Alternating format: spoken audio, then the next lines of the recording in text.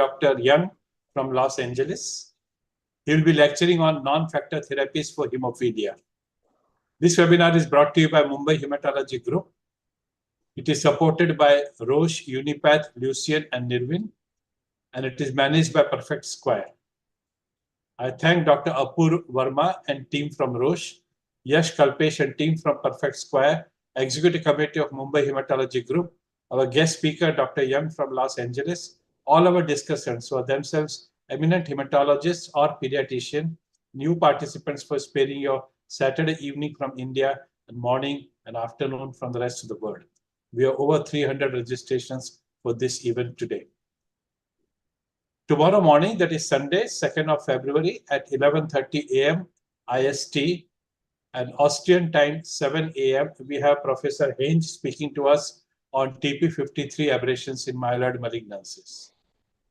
Today, our discussants include Dr. Akanksha Garg from Jodhpur, Dr. Akshaya Mandloi from Mumbai, Dr. Amit Khurana from Surat, Amrita Saraf from Delhi, Ankit Rayani from Ahmedabad, Arun VA from Mumbai, Vijita Datta from Kolkata, Bipin Kulkarni from Mumbai, Devadrita Roy from Bangalore, Naneshwar Upase from Pune, Ekta Jajodia from Ahmedabad, Dr. Radhika from Hyderabad, Kapil Garg from Jaipur, Kunal Goyal from Mumbai, Nilesh Vasekar from Nashik, Sasidharan from Kozhikode, Rajat Bhattacharya from Kolkata, Rucha Patil from Mumbai, Shailendra Prasad Verma from Lucknow, Shruti Kakkar from Ludhiana, Siddhesh Kalantri from Nashik, Tejaswini Gudibande from Bangalore, Tulika Sheth from Delhi, and Varun Bafna from Kolhapur. Our speaker today is a huge personality. He does not require any introduction. He's a big name in the field in which he's going to speak to us. Just to complete the formalities, he's the director of the Hemostasis and Thrombosis Center and the Clinical Coagulation Lab at Children's Hospital, Los Angeles. He's professor of pediatrics at the University of Southern California's Keck School of Medicine. He's published many journal articles, abstracts, and textbook chapters. He's also delivered lectures, workshops, and presentations at national and international meetings.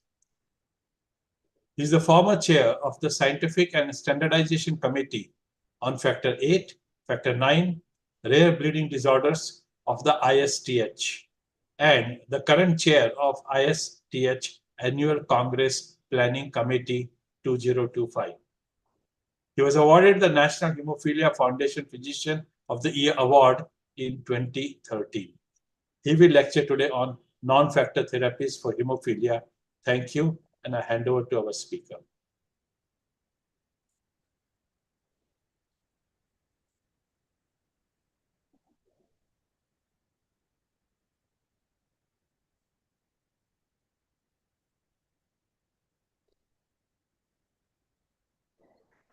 Okay, well, good evening to all of you. It's very early in the morning for me. For that reason, sorry I won't be able to be on the camera. Trust me, you don't want to see me in this condition.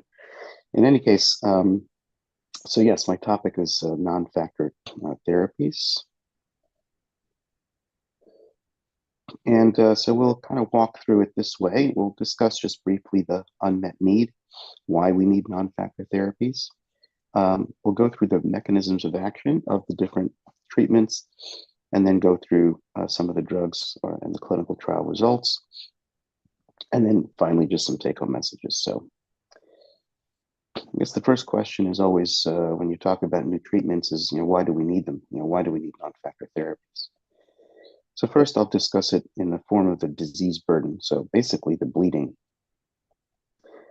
So you all see bleeds, those of you who take care of hemophilia. So here's just one example of a severe bleed. This was a patient with an inhibitor who developed a target joint in this left knee.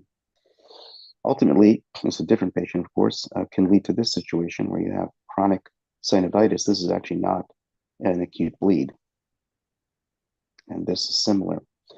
And if this continues, you end up with end-stage hemophilic arthropathy, as this patient has. And of course, this is what we desperately want to avoid, because once you get to this point, there really is not much you can do other than a joint replacement, and that's only if it's in the knee. Elbows or ankles, we really have even worse fixes for those. And so the whole goal of hemophilia therapy, in my view, is really to prevent this situation. But to prevent this situation, we need to be able to prevent bleeds. Now, for decades, we had factor therapy, and in the countries that could afford factor therapy, patients would get on prophylaxis early in life. And then the question is, how effective is this? And it turns out that even though we thought it's very effective at preventing long-term joint damage, it turns out it's not. And this is just one study. There's actually a couple of studies that have demonstrated that even factor therapy is not sufficiently effective at preventing long-term joint damage. So let me take you through this slide because it's complicated. In panel A here, we have the mean joint MRI score. The higher the score, the more joint damage. And this is the mean joint physical exam score. It's just a different scoring system to the HJHS, but basically similar. This was from the joint outcome study, which started in the early 2000s and was a randomized study. It's the one that Marilyn Manco Johnson had done. And what we're looking at here actually is the randomization between early prophylaxis and on-demand treatment. Now, this is the joint outcome continuation study. We're just going to focus on the blue line. So forget the red line. Let's just look at early prophylaxis. Here's the timeline. So joint outcome study entry, MRI, and exam. So these were done at the age of about 1.5 years. This is when the patients entered the study. They exited the joint outcome study at the age of 6. They entered the continuation study at the age of 14, and then they exited at the age of 18. So this is really looking at patients longitudinally over essentially their entire childhood. That's what you see here. Now, what you'll notice is that in the patients who started prophylaxis early, and this was, full dose, effective, essentially meant to be effective prophylaxis under a clinical trial situation where we know adherence was very good. And yet, when we go from age of 1 to age of 18, we see that the MRI score is sloping up and getting worse. And the same for the physical exam score. So the point here is that despite the best available treatment that we had at the time, which is factor replacement therapy, despite good factor replacement therapy, good dosing, and starting early, we still end up with teenagers, age of 18, with joint disease. And you can see the slope of the line is going to continue to go up. So when these patients are 30, they'll be worse, and when they're 40, they'll be worse, and so on. So that's just one example, and there are others. What about the treatment burden? Well, we know IV factor replacement is challenging, and the original standard half-life factors, this is every other day scheduling, and that's 1 month, and then that's 1 year, and it's very, very difficult, even for the most motivated patients, to maintain this schedule, to be able to really give all of those doses. It's very, very difficult, not to mention, even if you can do it, it's painful, or for children, we need ports. So that's the first year. And of course, you have to continue this on and on. If you ever stop, then the bleeding is going to start. And even with the extended half-life factor rates, that's 104 doses a year. And even with Altuviiio, efanesoctocog alpha, that's only once a week, but it's still 52 IV injections a year. So we're getting much better with factor therapy, being able to provide high factor levels, but still it's 52 IV injections a year. So there's still a treatment burden associated with this. And of course, it's difficult for parents to do it.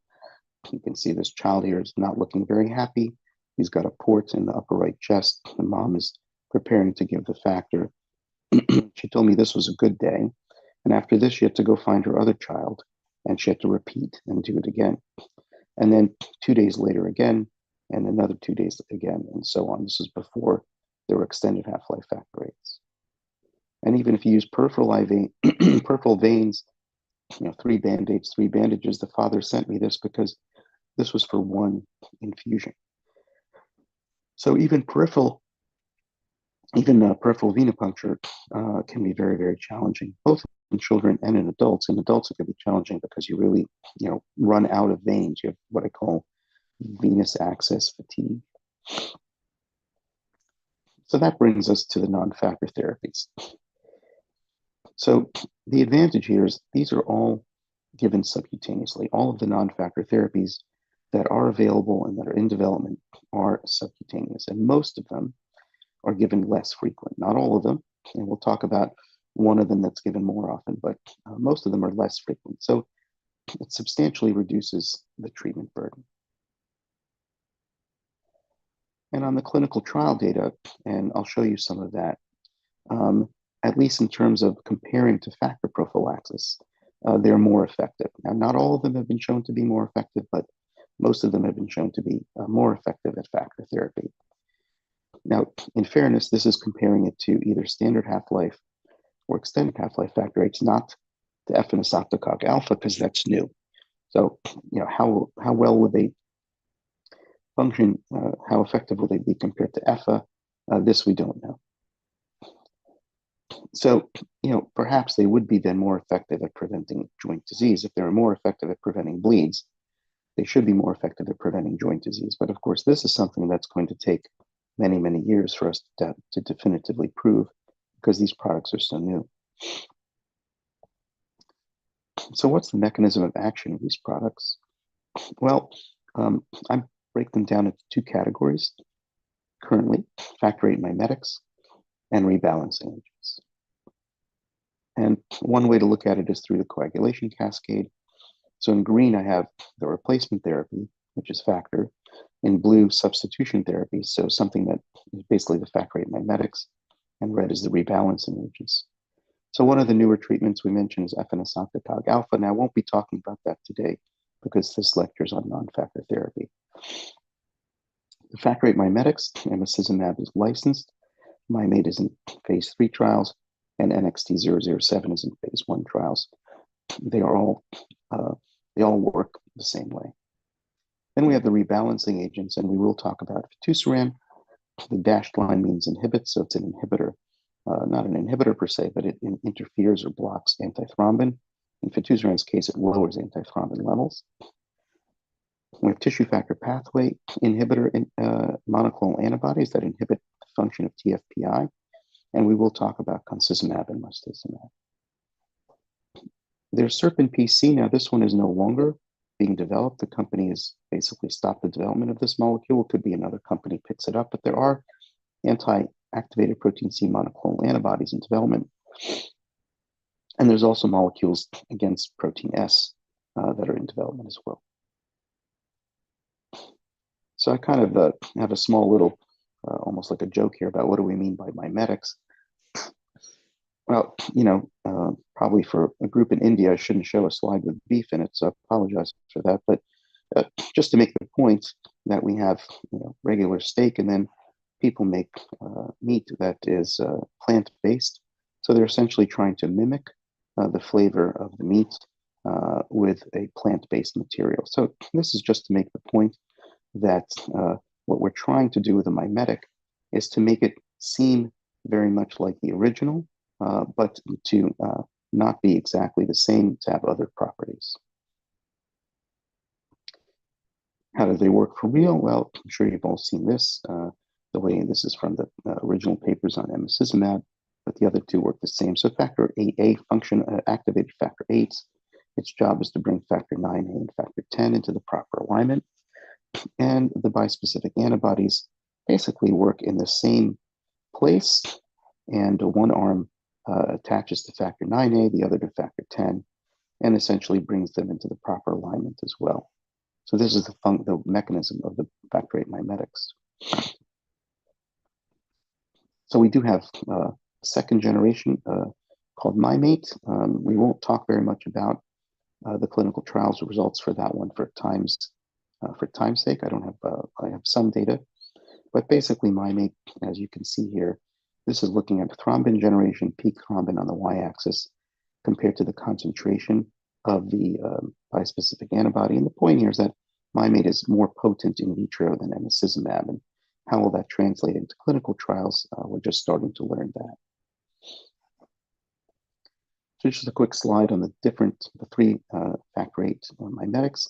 Emicizumab, of course, now it's been around for many years now, available in over 100 countries in the world.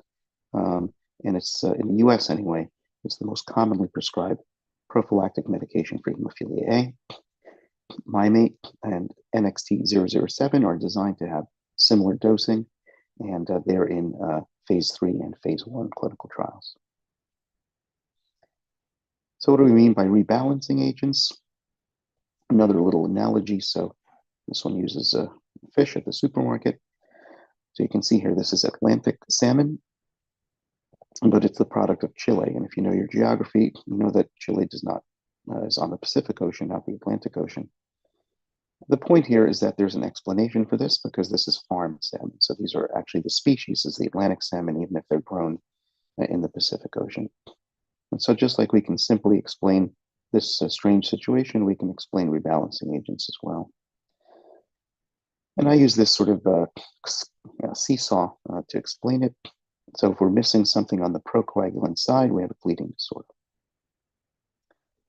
If we're missing something on the coagulation inhibitor side, antithrombin, protein C, protein S, we have a thrombotic disorder.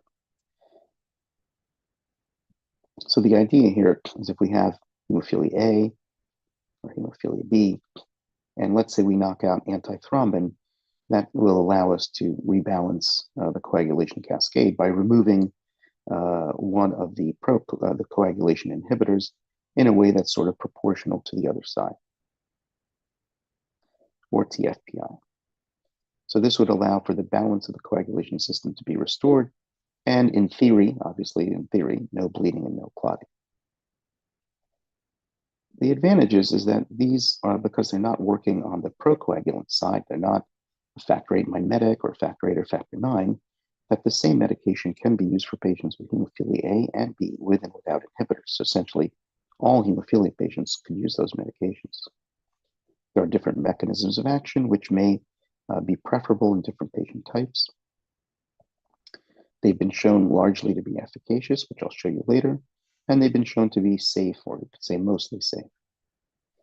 And they're all administered subcutaneously. The other thing is because they're not working on the procoagulant side on a specific protein, they have the potential to be used in other bleeding disorders, which will be explored in the future. The downside is that these are novel mechanisms of action. It takes a little bit of thought to figure out how these work. It means that we have to think a little bit more carefully about the other part of the coagulation cascade that we may not think about very much. Therapeutic drug monitoring with dose adjustments will be required, and I'll mention the two products that are going to need that. And there have been safety concerns about thrombosis, so there was an early TFPI drug that led to quite a bit of thrombosis that was taken off the development, was stopped. And we'll talk about some of the thrombotic concerns with a couple of these molecules. And for most of these, there's no antidote. So once it's on board, there's no way to block the effect of the drug if you needed to. So I think the key point is we need to be able to get the balance correct. And we've seen in the clinical trials, maybe it's not always working that way. And I'll discuss that with the three products I'll mention. If we're tilted this way, we may have poor bleed control, but we may not have any thrombosis.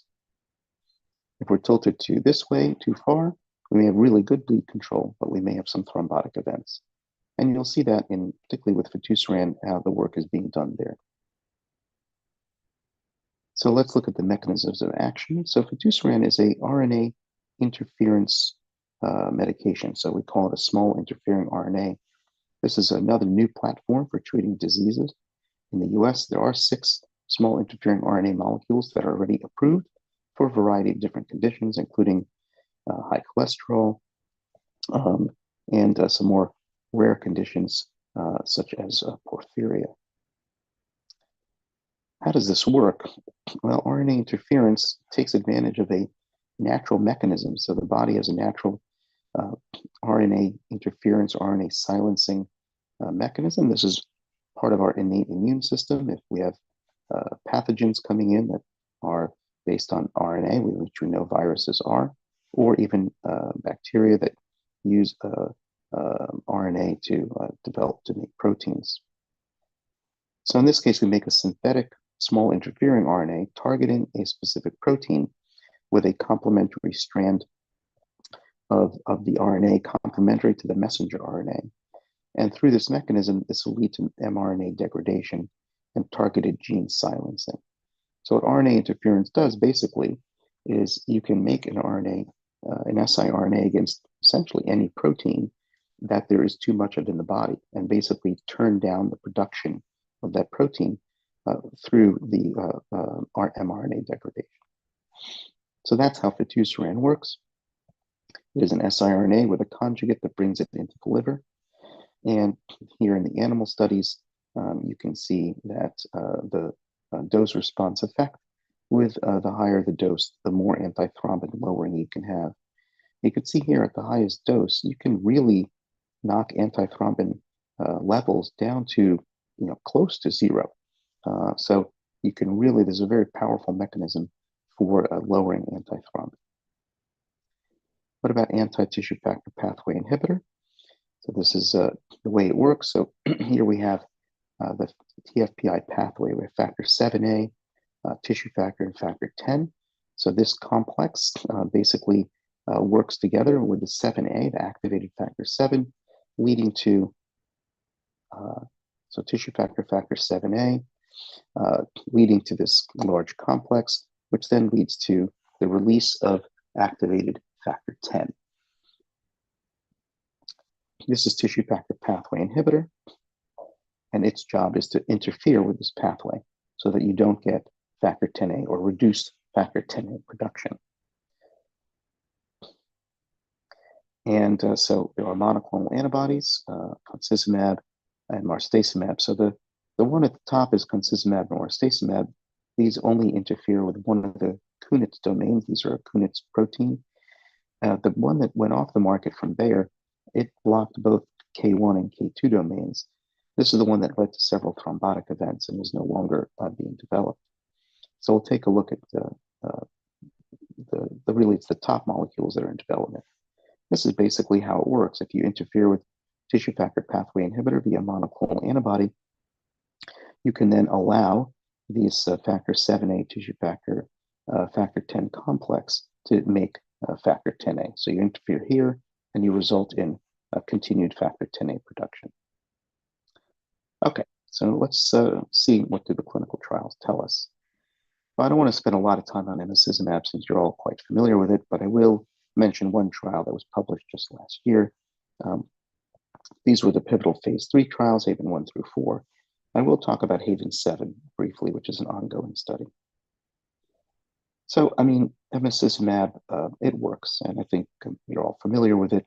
I know that you have it available in India, perhaps maybe not for every patient, but with hemophilia A, but we know that it's a very effective drug. But what I do want to do is talk about a more novel approach or more novel data, which is this paper, which you see was published less than a year ago. And this is the study in infants. So the original studies did not include infants. The youngest patient was in Haven 2, which was patients with inhibitors, and he was 11 months old. So we didn't have any data on infants. So, why might we study infants on emicizumab? That's because the standard preventative treatment that I talked about earlier, prophylactic factor 8, typically that couldn't be started until about a year of age, sometimes later than that, because of the fact that it's IV. Emicizumab being subcutaneous, it's feasible. I mean, just logistically, practically easy to do a subcutaneous infusion, even essentially to a newborn baby. So it's possible to do it if we want to. And so, yeah, there's a lot of challenges with factor 8 replacement therapy in infancy because of the fact that it's IV and the frequent IV injections, and the fact that central venous access devices are almost always needed at that age. So here's the design of the study. Nothing really unique. Patients get the regular loading doses, which are weight-based, as you know. And then for the first year, they were all dosed with every 2-week dosing regimen. After the first year, they can then the parents could choose any of the 3 approved dosing regimens. So this included patients with severe hemophilia without inhibitors. They had to be less than 12 months of age, previously untreated, so never received factor VIII before. There were some minimally treated patients allowed as well, and no evidence of intracranial hemorrhage at enrollment. So all the patients had a head ultrasound at enrollment to be sure that there wasn't an intracranial hemorrhage present. And this study will go on for 7 years. So here's the patients who were studied. If you look at the figure, there was a requirement that about a third of the patients at least would be less than 3 months of age when they were dosed, when they started. So you notice 25 of the 55 patients started this study when they were less than 3 months of age. The lighter green colors is pups. So obviously most of those were pups, and the older group, the 3 months to 12 months old, most of those had already received at least 1 dose of factor VIII. So the PK, the first thing that we learned that's interesting is that these patients have higher emicizumab levels than adults and older children. In adults and older children, typically the steady state trough is around 50, and in this case it was 62. Wasn't really clear why, but it turns out that this paper, which was a study on healthy volunteers, so the first emicizumab study, not even in hemophilia patients, I think this gives us the answer. So these patients received some IV. Group E is IV, so you see that they have a peak and then a rapid drop, and the rest of the groups were subcutaneous, but notice with the different locations. And what I want to point out is that group D, which is this one, has the highest emicizumab concentration, and this group received the subcutaneous injection in the thigh. I think this is the reason why the infants have higher levels, because most of the parents did inject the emicizumab in the thigh, whereas with older kids, mostly it was in the abdomen or in the arm. That's probably the reason why we have the higher levels.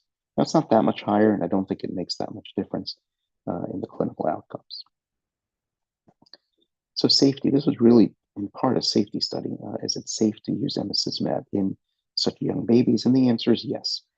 There were no new safety signals that were identified in these infants, nothing different from what was seen in the older patients, and most of the safety-related issues were related to subcutaneous, to the injection reactions. I will note that there were no intracranial hemorrhages reported in the study. Now, the study was not powered to provide evidence or to provide proof that emicizumab prevents intracranial hemorrhage. However, we know that intracranial hemorrhage occurs in about 6% of infants with severe hemophilia A. And again, all these patients had severe hemophilia A. So, you can do some math, and there might be an expectation that we would have seen a few patients with intracranial hemorrhage. But again, it's not powered that way, but I do still think that that's a meaningful outcome. Otherwise, there are no adverse events. Main adverse events were grade 1 local injection site reactions, and there were no serious adverse events. What about efficacy? So you can see that the efficacy was very good. Treated bleeds, ABR was 0.4, and there were no treated spontaneous bleeds and no treated joint bleeds. And this was through 52 weeks of assessment. So emicizumab in infants was safe. It seemed to be effective. Again, there were no intracranial hemorrhages. And again, that's something that you can read the full paper and interpret for yourself if you feel that that at least provides a suggestion that we can prevent intracranial hemorrhage with emicizumab. All right, let's talk about concizumab. This is the trial design. There's basically 2 trials designed the same way. Explore 7, which is for patients with inhibitors, both Heme A and Heme B, and Explore 8, which is for patients without inhibitors. And this study has a loading dose of 1 milligram per kilogram, and then a daily dose of 0.2 milligram per kilogram. And you'll notice in that first part that there's a dose adjustment period. So as a result of a couple of thrombotic events, 3 in total, what was learned was that the patients with the thrombotic events, 2 of the 3 had very high concizumab levels. And so now concizumab has a dose adjustment phase where patients get an actual concizumab level, And depending on where the level is, their dose could go up if their level is too low, and their dose could go down if their level is too high. There's only one dose adjustment, however. Once that dose adjustment is made, no further dose adjustments. So if we look at Explorer 7 and Explorer 8 here, heme A with inhibitors, heme B with inhibitors for Explorer 7, heme A, heme B for Explorer 8, you can see that the median and mean ABRs are really overall quite low. We really can't compare across clinical trials, so I don't suggest you look at this and compare it to encizumab, but median ABRs of around 1, a little bit higher in hemophilia B, and means of around 2. As far as safety, as I mentioned, there were some thrombotic events which led to a treatment pause. After that, the treatment pause, there was a dose adjustment.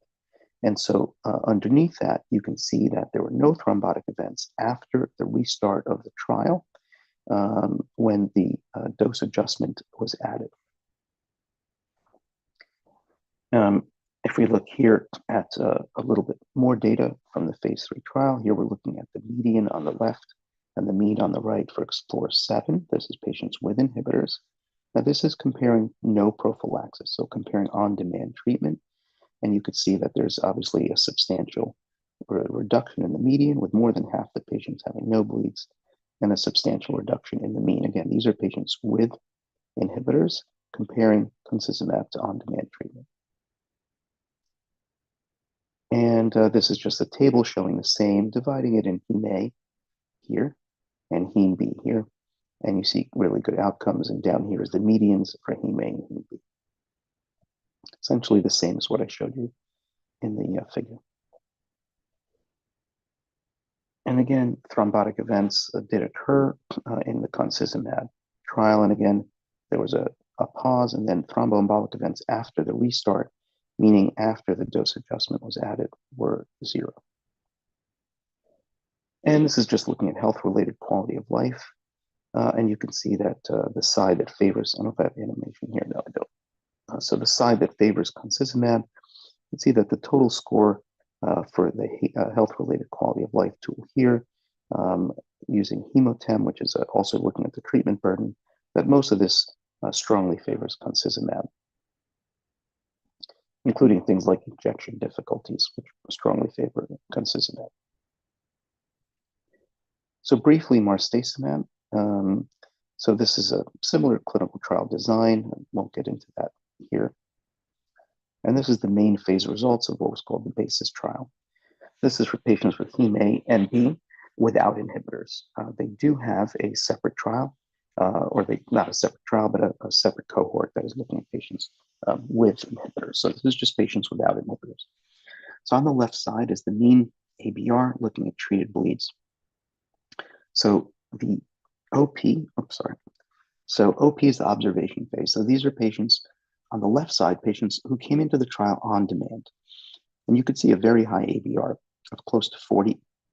And then on the ATP, which is the active treatment phase for 1 year, you see a dramatic reduction in the ABR down to 3.2. And LT is the long-term extension where that reduction in bleeding was maintained. On the right side is the comparison to patients who came into the trial on routine prophylaxis. And one thing you'll notice that's a bit different about this trial is the patients on routine prophylaxis had an ABR of almost 8. This is quite unusual. We typically see ABRs of around 2, 3, or 4 in all the other trials that had a comparison to factor 8 or factor 9 prophylaxis. The other thing is on the active treatment phase, the reduction in bleeding is fairly modest. It's 35%. For example, for emicizumab, it was 70%. Actually, no, sorry, it's 95%. For Mymate, it's 95%. So not quite the same reduction in bleeding. And you see that the ABR on concizumab during the 12-month active treatment was 5, which is really kind of high and not really generally acceptable. Now, again, hard to compare across trials, but there's something unique about this patient group. In the long-term extension, the ABR did go down to 2, so that's at least a positive there. As patients stayed on marstacimab, they seem to do better with it. Now, one important thing here is there were no thrombotic events. So compared to concizumab, which had 3 thrombotic events across the trials required this dose adjustment. There were no thrombotic events with marstacimab. Now, remember the rebalancing slide I showed you when I said that if you, that you can have the balance tilted where you don't have good bleed control but no thrombotic events. Maybe that's what's happening here with marstacimab, where the bleed control is not quite as good, but you also don't have thrombotic events. Whereas with concizumab, the bleed control seems better, but you do have some risk for thrombotic events. So that's the point here, is that marstacimab, through all its clinical development, there's been no thrombotic events. Okay, so fitusiran, very complex design and program, but I'll walk you through it through a different view. So there were 3 phase 3 trials that were done, one called in the Atlas series, Atlas INH, which is for patients with inhibitors, Atlas AB, patients without inhibitors, and Atlas PPX is for patients who came into the trial on prophylaxis with and without inhibitors. Let me point out some features here, and then we'll tell you, about how things have changed. So here, the dose was 80 milligrams once a month subcutaneously. All the patients got the same dose. This is all patients older than 12 with flat dosing. The efficacy was really outstanding. You can see even in the Atlas PPX that you had a 61% reduction in bleeding rates compared to bypassing agent or clotting factor prophylaxis. So very, very strong bleed control results. This was due to the fact that the mean antithrombin levels were reduced to about 11%. But then here is the problem, is that there were 4 thrombotic events in total in these patients. There were also AST elevations in about a quarter of the patients. And so there's a concern a bit about safety. Interestingly, the largest trial, which was this one, had no thrombotic events. So it looks like this. This is the efficacy. Look at the median ABR, comparing Atlas INH. This is inhibitor patients compared to on-demand, right here. This is non-inhibitor patients comparing to on-demand. And I think for those on prophylaxis, you can see also a significant reduction in bleeding from a mean ABR 4.4, a median, excuse me, 4.40. This is the percentage of patients that had 0 bleeds. So remember this number around 51 to about 65%, because with the dose adjustment of fitusiran, this has changed. But here was the problem. The problem was we had AST elevations greater than 3 times the upper limit of normal. And you can see across the 3 trials, it's around 25% in total. We also had hepatobiliary disorders. It's just a comment that there's a lot of medications that lead to elevated transaminases. Hepatobiliary disorders, not a small number here. You can see about 10% cholecystitis and more with cholelithiasis, a little bit fewer here. And again, this is a liver-directed treatment.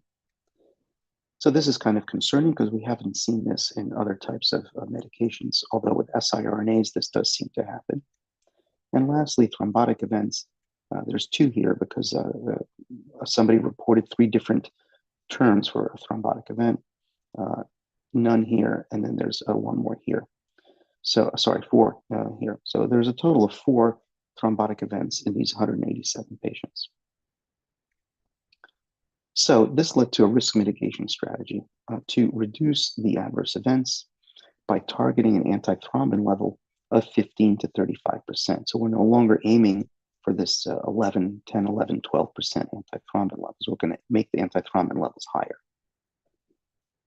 And it looks like this. Instead of 80 milligrams once a month, patients start at 50 milligrams every other month, and then they have antithrombin levels measured. If their antithrombin level is above 35%, the dose can be intensified, and they may even end up back on the original dose of 80 milligrams once a month. If the antithrombin level remains below 15%, then the dose can be decreased to 20 milligrams every 2 months, and then could be re-increased to 20 milligrams every month. And there's even now a 10 milligram dose that is going to be available. So did this work? Did this new dosing regimen allow patients to get to the 15 to 35%? And the answer is yes, could see in the figure, almost all the patients are sitting between 15 and 35% antithrombin levels. So the new dosing regimen did achieve the goal of maintaining antithrombin levels between 15 and 35%. Most of the patients stayed on the every 2-month dosing regimen, and most only required 0 or 1 dose adjustment. So what did this mean for the safety? This is just the overall adverse events. You can see the original dose regimens on the right, and on the left is the antithrombin dose regimen. So more antithrombin exposure years, participant year exposures. And overall, you see the numbers here are lower than the numbers here. So even though there were a longer period of time, there were fewer adverse events. But let's get more specific. What about thrombotic events? So comparing the original dose regimen to the antithrombin-based dose regimen, we did reduce the exposure-adjusted incidence rate of thrombotic events from 2.3 to 0.8. The 0.8 is about based on another study, looks like that's about the rate of thrombotic events in patients with hemophilia. So we got it down to what we would expect in the general hemophilia population. What about ALT increases? Yes, so we substantially reduced the likelihood of having an ALT or AST elevation above 3 times the upper limit of normal. And you can see here also reduced the incidence of, the top is the cholecystitis, cholelithiasis, I apologize, and then here's the ALT elevations. I think you can see here, the point is that with this new dosing regimen, we have less ALT, AST elevation and less cholecystitis, cholelithiasis, as well as the less thrombosis. So this new dosing regimen did achieve reduced adverse events. So safety was achieved or improved, but what about efficacy? So yes, efficacy was sacrificed. You can see here, we went from a median ABR of 0 to a median ABR overall of 3.7, which is fairly high. And in the right panel, remember that about 50 to 65% of the patients had 0 bleeds, and now we're down to about 25 to 30%. So we have about half as many patients achieving 0 bleeds as we did with the full dose regimen. There's still felt to be relatively good bleed control. Again, these are medians. You can see the overall median of this is spontaneous bleeds on the left, and joint bleeds on the right is around 2. So there is a direct correlation, as you can imagine now, from what I showed you between the antithrombin level and the ABR. And there's a sharp decline once you get below 20%. As you get down to 10%, you're getting close to 0. So how the drug will be used in the commercial space is hard to know. For sure in the United States, where we expect that we may get approval next month in March, that the approval will be for this antithrombin based dosing regimen, keeping levels between 15 and 35%. But I think there's definitely room within that to adjust the patient's doses to try to achieve a lower bleeding rate without increasing the risk for side effects. So just to conclude here, this is a table with the property of the different rebalancing agents. So if fitusiran on the top, it is in phase 3. We expect to hear about approval in the US in March, so next month. I mentioned in the comments the thrombotic events that led to the new dosing regimen. Concizumab, so the dosing is subcutaneous monthly, or actually it'll start every other month. Concizumab is approved in the United States now and some other countries. It's approved for patients older than 12 with inhibitors. This is a daily subcutaneous injection. Now, it does come in a very nice pen device that makes the dosing very simple, but it is a daily injection. And also had thrombotic events that led to a new approach targeting concizumab levels. Marstacimab is subcutaneous weekly, also delivered with a pen. And I won't talk about the Serpin PC because that one is no longer in development. So finally, just looking at all of these medications in one chart, I made this as administrations per year. So factor replacement is IV, 52 to 183 administrations per year. Emicizumab is either weekly or every 4 weeks, so 13 to 52.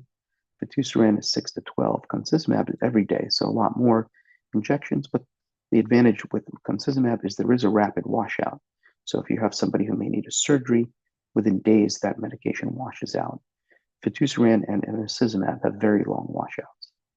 Marstacimab is 52 injections a year, and again, we'll talk about SERPING-PC. So with that, I'll stop, and I guess happy to take some questions. Thank you, sir. Wonderful, complete exposure to us with all the developments.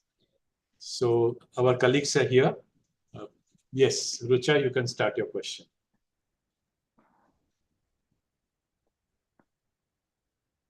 You are muted, I think.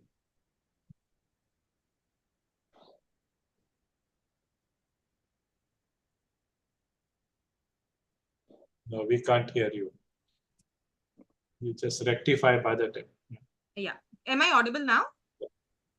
Okay. Before asking the question, I wanted to share a few slides before asking sir a question. Can I do that? Please go ahead. Okay.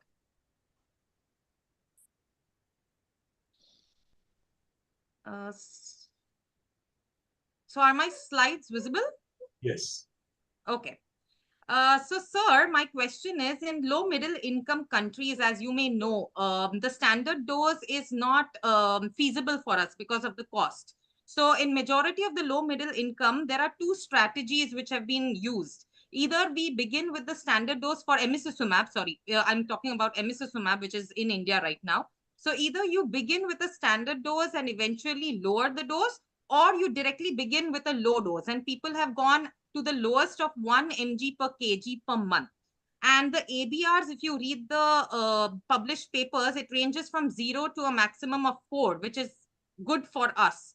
Everyone in low middle income is doing this. Even we had a study which we published where we have given 3 mg per kg per month. And we saw in our 10 patients, there was 0 spontaneous bleeds. So we were very happy with the results, and we started a randomized control trial in the same. So my question over here is, even Dr. Alok sir has written a beautiful article where he summarized all the low dose which were given and showing the ABRs, and that is why his title was like apt, like lower dose can less be more. So now my question to you is, we, along with lowering the dose, we are doing rotational thromboelastometry, and we are using non-activated, that is no reagent at all, so that it gives the clotting profile properly in these patients. And what we observed in the standard dose arm and in the low dose arm, after a period of time, even in the low dose arm, after 2-3 doses, they all come to the clotting profile, which is similar to a mild hemophilia. Even one more paper which I would want to quote is this Japanese paper by Midori Shima, who had used 3 different doses. And even in them, they had done the thrombin generation. And you can see that after a point in time, the thrombin generation is around the same in all the 3 doses. So my question over here is, why do the rotem natum values or the thrombin generation in even the low dose after a certain point of time is similar to that of a standard dose? Is it a detection limit of the test and we need to improvise with the test? Or is it that after a certain concentration of emicizumab, there is no further improvement in the clotting time? This is the question. Yeah, I mean, the answer is that both of those are true. So there definitely is a plateau effect with emicizumab, and that was seen in that phase 1 trial as well. And you can see actually a plateau effect in other pharmacokinetic assessments of emicizumab. So yeah, there definitely is a plateau effect.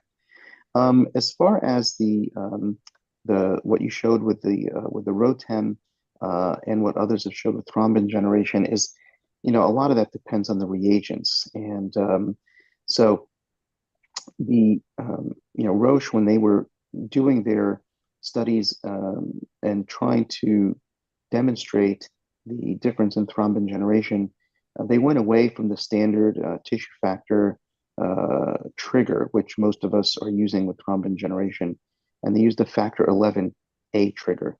And of course, factor 11A being in the intrinsic pathway, working directly through factor 8 and factor 9, you can see a substantial difference in factor 11A when you look at different concentrations of emicizumab. So if you use a factor 11A trigger in thrombin generation, it is much more sensitive for different concentrations of emicizumab.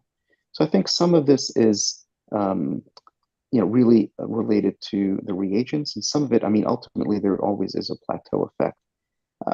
I think what you and others have shown importantly is the clinical trial results.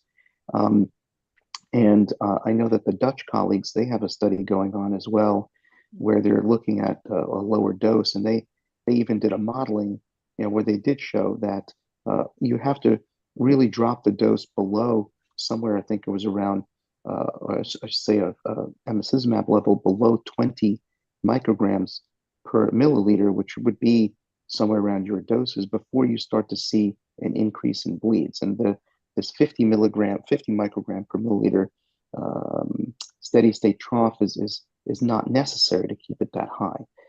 So I think, you have shown, and others, and Alec has shown in his summary paper that yeah, we probably don't need to use such high doses. I mean, the drug companies, I mean, they develop drugs in the best way that they can, and but there's always that extra motivation as well as to using sometimes perhaps higher doses than are necessary. But I think that this continued work, I mean, this should spread to around the world. I mean, there's no reason for us to be using higher doses even in the U.S., even if insurance companies will pay for it if it's not necessary. So I applaud you for the work that you've done, and to continue to do that work. And you might have to start to apply those same techniques to the newer drugs as they come out, and to see what the impact might be. But it might be different with some of the newer drugs. I showed you with fitusiran in particular that there's a very close correlation between the antithrombin level and bleeding. And so that's where, it may not, I mean, the lower doses used for emicizumab, that may not be as effective if we translate it to other drugs. But thank you for sharing that. Thank you. Thank you, sir. Thank you, Rucha. Rajat?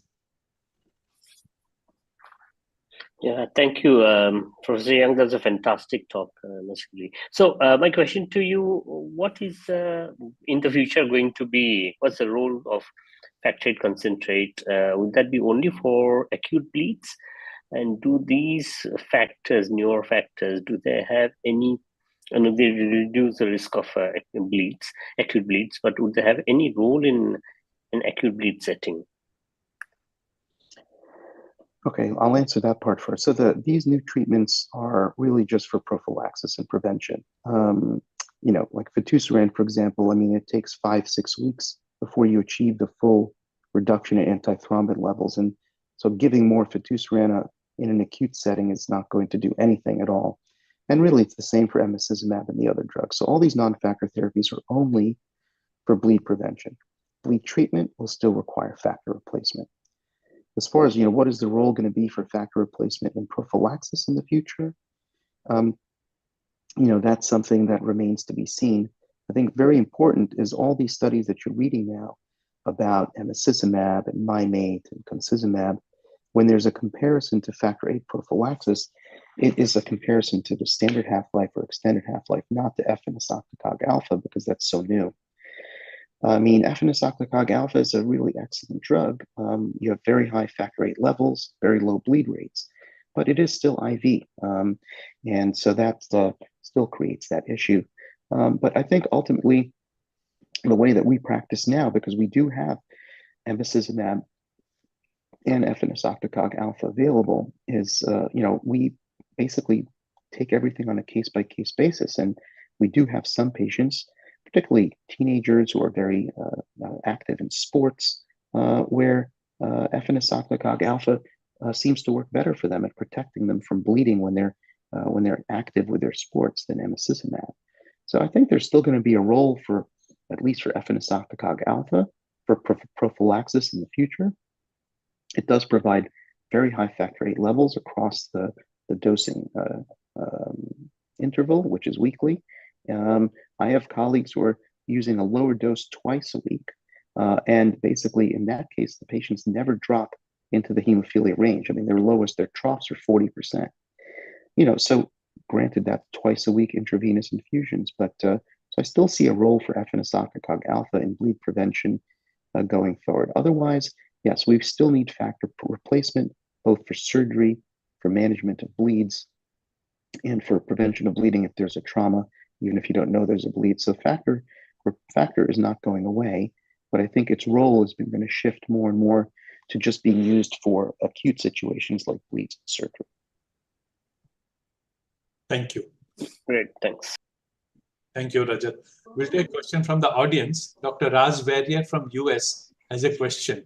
Is the cost of the non-factor therapy covered by Medicaid or the center? Well, I would say the short answer is, in the US, where we have a fractured healthcare system, but I would say that, patients who are prescribed these expensive medications like emicizumab, efanesoctocog alpha, the newer drugs are also very expensive. Generally, they are covered. We could talk for an hour about the pharmacoeconomics and why are they so expensive and spend all this time on that. But in the US, in Western Europe and other countries, as expensive as the drugs are, they do get covered, including by Medicaid and Medicare. Thank you. Dr. Shruti.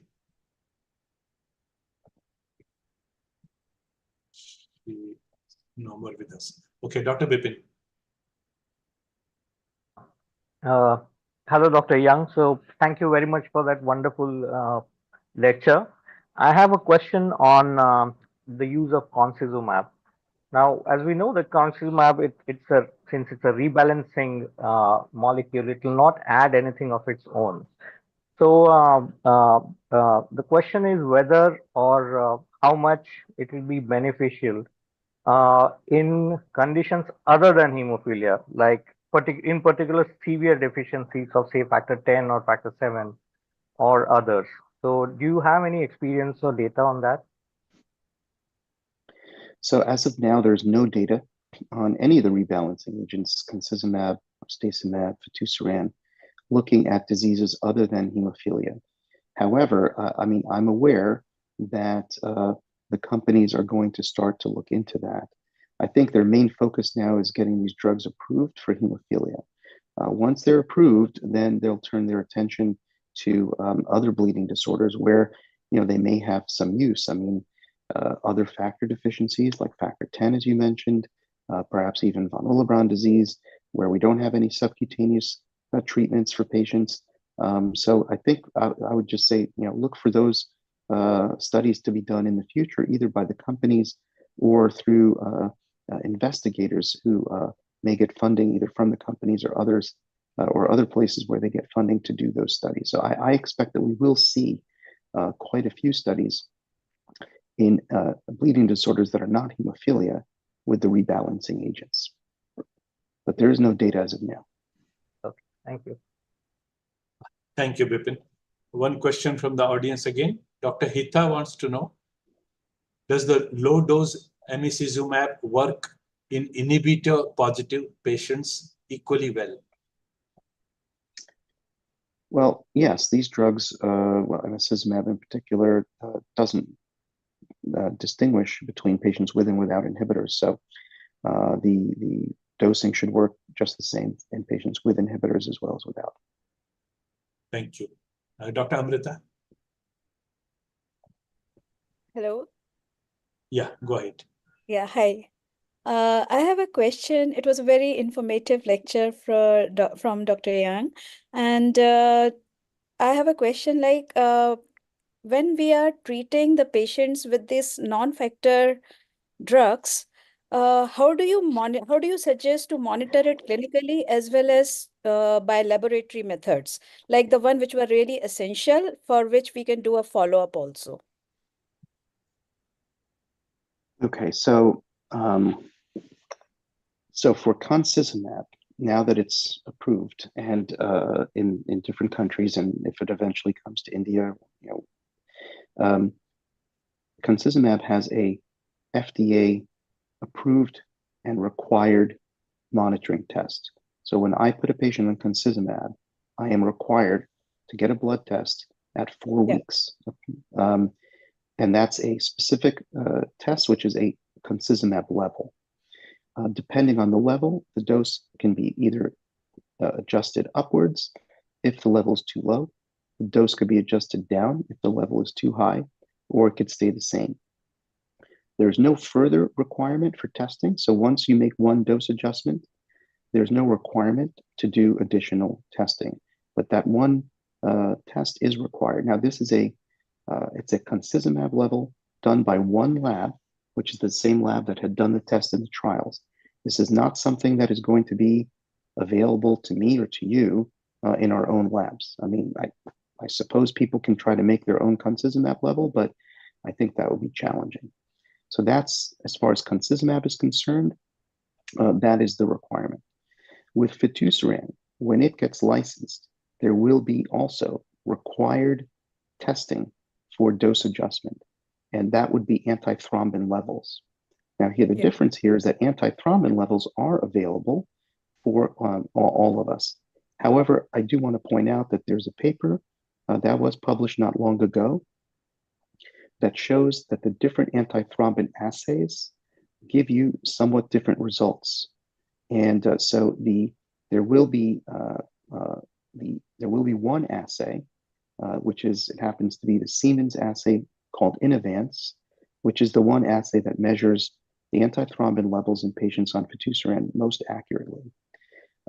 If you choose to not use that assay, then you'll have to just understand what the potential results could mean, because some of the assays that are fairly commonly used for antithrombin result in either overestimation or underestimation of the antithrombin level. So it's a bit complicated, but there is the one assay that was used in the trials, which does measure things accurately.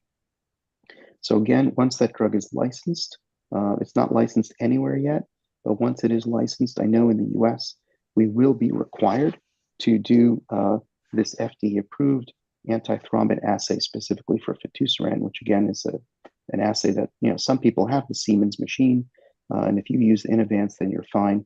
Otherwise, you can use a central laboratory for that. Once you make the dose adjustment, you have to recheck the antithrombin level, and you may have to make more dose adjustments. Now, most patients only require either no dose adjustments or only one, so it's not like you have to keep doing this. But measurements will be required. Marstacimab does not require any dose adjustment. For patients older than 12, it's a flat dose. So here's the difference. The other difference between these is concizumab is weight-based dosing. So every patient, if you weigh 20 kilos or 40 kilos, your dose is different. And it's delivered in a pen where you can adjust the dose, like pens that are used for things like growth hormone and diabetes drugs. So there's a pen with an adjuster that you can dial a specific dose in the pen. Marstacimab is flat dosing. It's just the pens only come in one dose, 150 milligrams. And there's no dose adjustment with marstacimab, and there's no lab measurement at all. There's no available lab test to measure marstacimab. Some people have an issue with that because marstacimab is approved for patients 12 and older who are 35 kilos or over. So imagine I have a patient who's 35 kilos, and for sure in the US, I have patients who are 120 kilos, and yet they get the same dose. So that makes me wonder, is that, the trial showed that it works the same, but it does make me wonder, somebody weighs 4 times as much as somebody else, and you're giving the same dose. Is that going to be effective? Is that going to be safe? And the other thing to understand is that it's not just that everybody gets the same dose, but I don't even have anything I can measure. Even if I wanted to measure marstacimab level, I can't. It's not provided by the company. So that's while I sort of put the rebalancing agents a little bit in one group, it's very important to understand that there are these unique differences. So again, concizumab, weight-based with a dose adjustment requirement. Marstacimab is not weight-based, flat dosing, with no dose adjustment and no opportunity to even measure a level. Fitusiran is going to be adjusted, is a flat dose, but you're going to adjust the level based on the antithrombin response. So that makes me feel a little bit better that even if patients weigh different, I'm really adjusting their dose not based on their weight, but adjusting to the antithrombin response. So yeah, the three rebalancing agents are really functionally or practically going to be quite different in how they're going to be managed and monitored. Sorry for interruption. I have a question like, what about the role of D-dimer and fibrinogen degradation products? Is it going to help in terms of monitoring of excessive coagulation activation? Yeah, probably not. All these trials did measure D-dimer and also prothrombin fragment 1.2. You do see increases in the D-dimer with some of these. I don't think it's going to be useful. My big issue with the D-dimer in hemophilia is that when you have a bleed, if a patient has a bleed, their D-dimer is going to go up from the bleed, right? Because you have this pool of blood and it gets resorbed. So a high D-dimer in a hemophilia patient doesn't mean they're at risk for clotting. It might mean they just have a bleed. So I don't really find that useful. I mean, the prothrombin fragment 1.2, this only goes up in thrombin activation. It doesn't go up with bleeds because it's not the result of a clot that's being dissolved, which is the D-dimer. It is a result of just thrombin activation. But the results of that are quite variable. Some patients, the prothrombin fragment does go up. Some patients, it doesn't. So I think that's the long answer. The short answer is those tests are not going to be useful for monitoring patients for risk for thrombosis, in my opinion. Okay, thank you. Thank you, Amrita. Dr. Shruti. Good evening, sir, and thank you for that illustrative talk. You just gave us a lot of new information. I had two questions. My first question was regarding giving factor 8 in patients who present with acute bleed. So when a patient is supposed on rebalancing agents and they present with acute bleed, we manage the bleeds the way we do it today, or will there be any difference in the amount of factor that has to be given, and can we measure the trough levels, or will it be a little different in patients on rebalancing therapy? And the second one is there any experience with patients undergoing surgery while on being on rebalancing agents? Yeah, two very good questions. So as far as the bleed management is concerned, these studies all had specific bleed management guidelines. And these were based on earlier data with respect to some of the thrombotic events.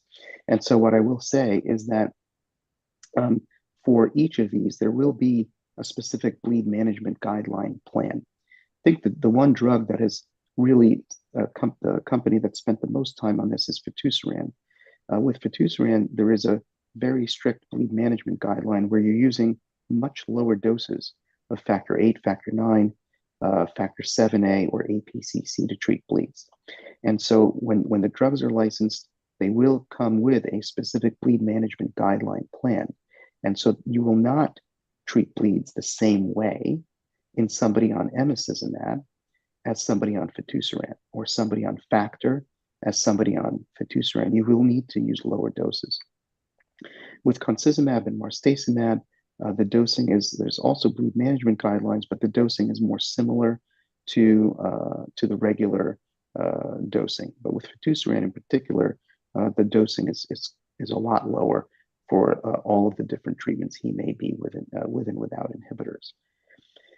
As far as surgery, there is slowly emerging data. I mean, these trials altogether had hundreds and hundreds of patients. So of course, some of them needed to have surgeries. And there is beginning to be some data coming out about bleed management with the surgeries. But that's an area that we're still learning. The way the surgeries are managed at the trial was really the investigator would just determine which product to use and how much. Now, they did need to follow the bleed management guidelines with fitusiran, not to use too much factor. But I would say my answer to you for that is that this data is emerging. And I think we will start to see these publications coming out about the surgeries that had to happen during the trial. So that is something that I didn't have to share with you because it's still emerging data. Thank you, sir. Thank you, Shruti. Arun?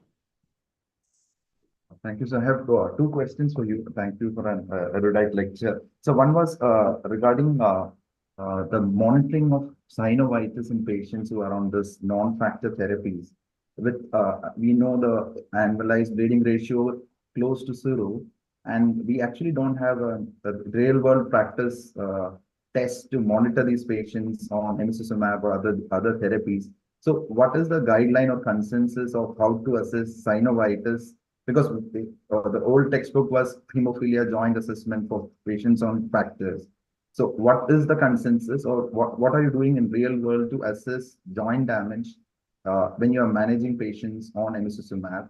That is one question. The second one was when you are using emicizumab way up in infant who has never been exposed to factor 8, that is a previously unexposed person. When you take them up for surgery, don't you think that the risk of inhibitor development is fairly too high? So when you use emicizumab in a subset of patients who have never been exposed to factor 8, never had inhibitors, are you not building up the people who actually would develop inhibitors at a subsequent level? What is the real world data on that?